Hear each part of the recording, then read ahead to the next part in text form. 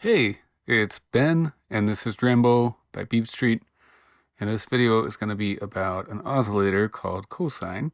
Um, I don't have a better name for it, which is basically a phase distortion oscillator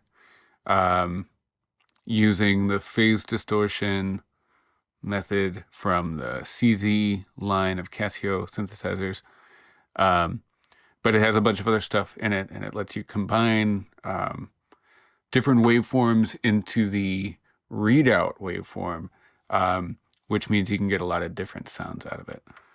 So when you open it up, it's just going to be a free running oscillator. I have it running into an amp envelope, but it's going to be a sine wave. Nothing super interesting.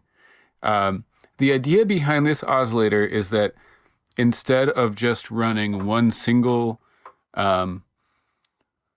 ramp wave through your sine function to result in a sine wave, you have 4 oscillators, and it's going to be very different than just combining the outputs from 4 oscillators, because you're going to get that interference through the sine function. So I'm going to slowly bring in another oscillator,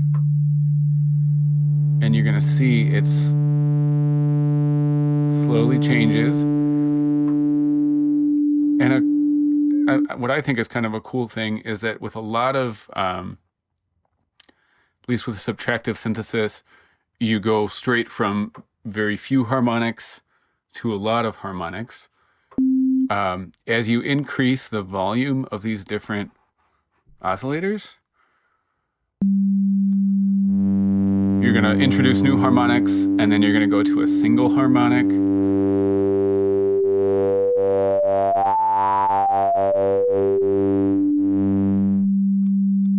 And you can also go from zero, like no sound, to the fundamental. But everything in between that is going to have these cool harmonics. Try and leave it like there. So you heard how it sounded with just a single sine wave, and I'll go back to the here. When we add in another ramp, right now it's a saw wave, we go up to the next harmonic eventually. But if we just detune these a little bit or a lot, that's where you get that kind of cool interference. So now they're slightly detuned. And rather than like a clean kind of introduction of that second harmonic, you get these much more harsh sounds. So I'm going to add in another, and this is going to be tuned a fifth down. And now we're almost getting kind of like some unison sort of sounds. And this is going to be tuned up a whole octave.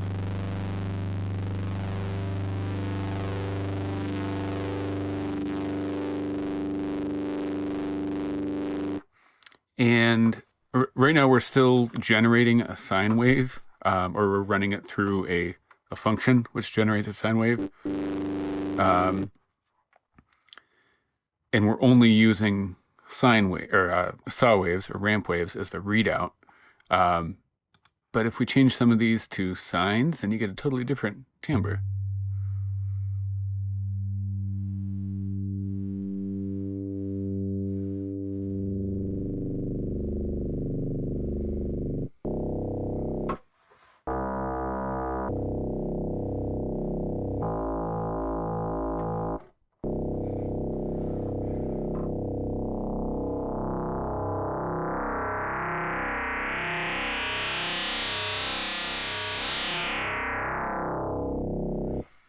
And you can mix match these also. So we've got a ramp wave for our like fundamental, and then a sine wave, and then another saw wave.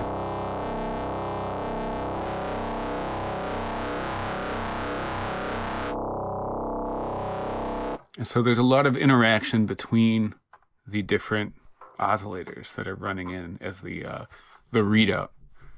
And this is just a sine function. It's scaled up a little bit, but that's all we're doing. So the different parts of the controls you have, these are the harmonic controls, the different oscillators, and you can control their level. You can also just turn them off.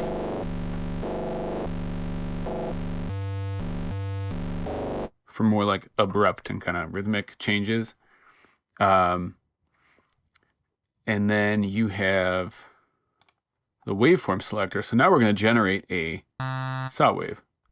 Just get it as close as we can. And we're going to put all these back to 0. Perfectly in tune.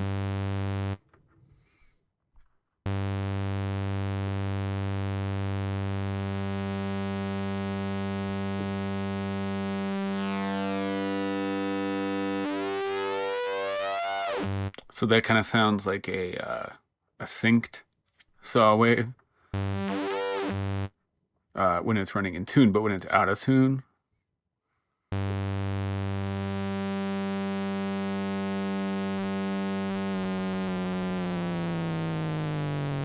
it's going to change the note. And you can kind of get these like weird beating. And at any point, you can change the total volume of the readout wave with the amount. And the offset just adds or subtracts a little bit of the value from it instead of scaling it down directly.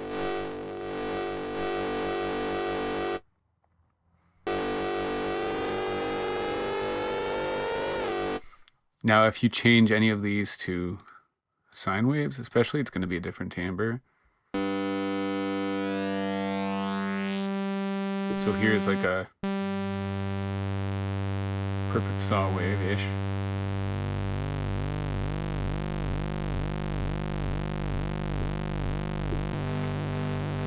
So the like additional saw wave, kind of like a little bit jagged sounding. This is more of like a throbbing.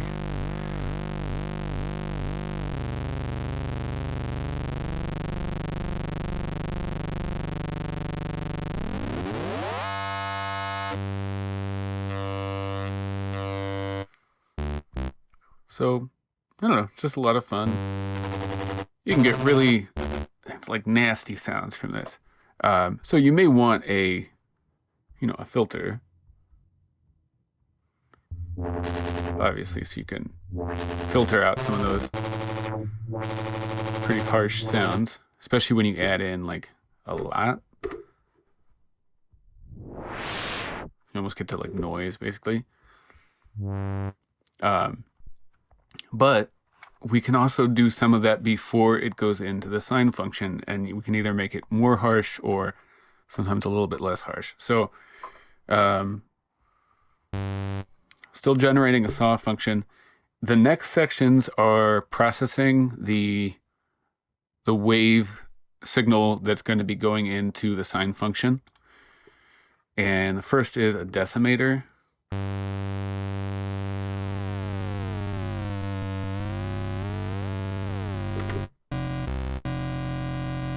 And it doesn't sound all that interesting if you just have a single waveform going in and it's pretty clean. But as you add in some other harmonics, now you get like real crazy sounding. And this is very different than what you would get if you were just doing a like decimation on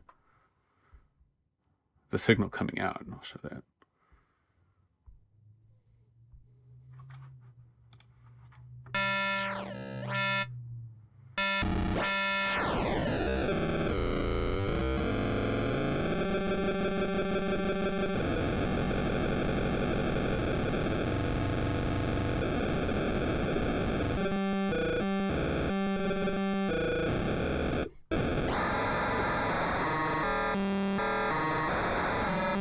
just like a lot of like computer noise.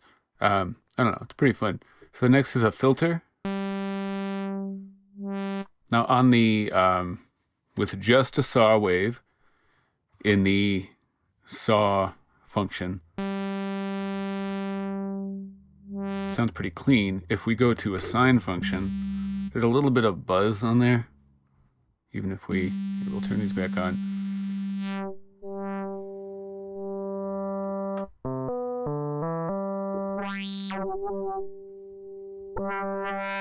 But again, very different than if you were just filtering the output, even with a lot of resonance. Because it's a filtered wave that's going into a sine function. When we add in some more sounds, it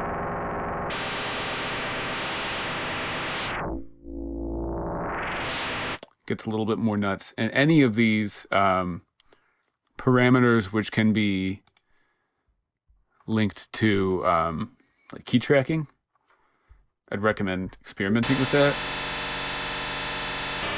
If we turn on some polyphony, maybe.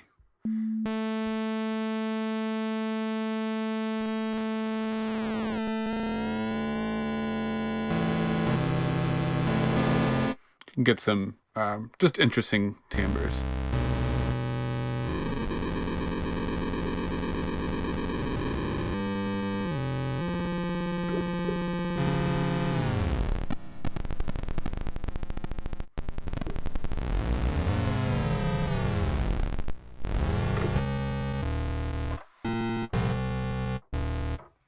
I don't know, it's kind of fun. And then last, there are the EQs, and for all of these, there's just a switch. You put it in 2 and it's on. For the decimator and the filter, we'll turn these off, so we're just hitting the EQ. And then, so 2 is on, 1 is off.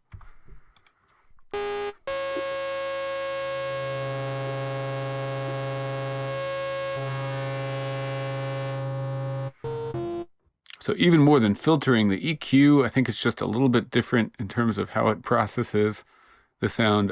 There isn't the same sort of buzziness when you just have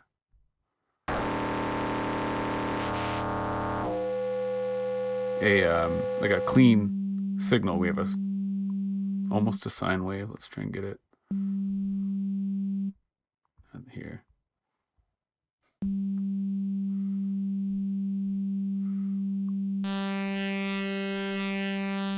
So just a saw wave acting as our sine function readout, adding in some of like really high harmonics. Or down here.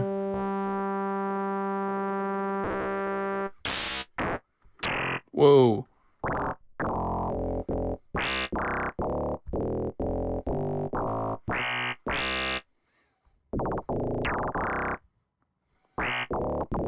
It's pretty cool. Very like reedy sounding. Especially in the lower register. I'll try and get the offset back to 1. And again, you can play around with the amount, because that changes like the total value or the offset. Not much of an effect there.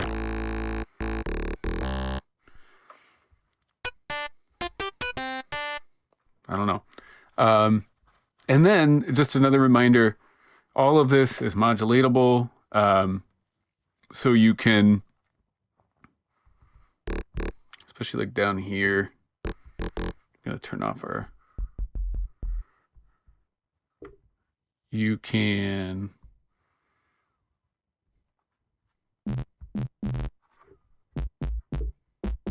not saying that sounds cool at all, but you can make some just more dynamic changes.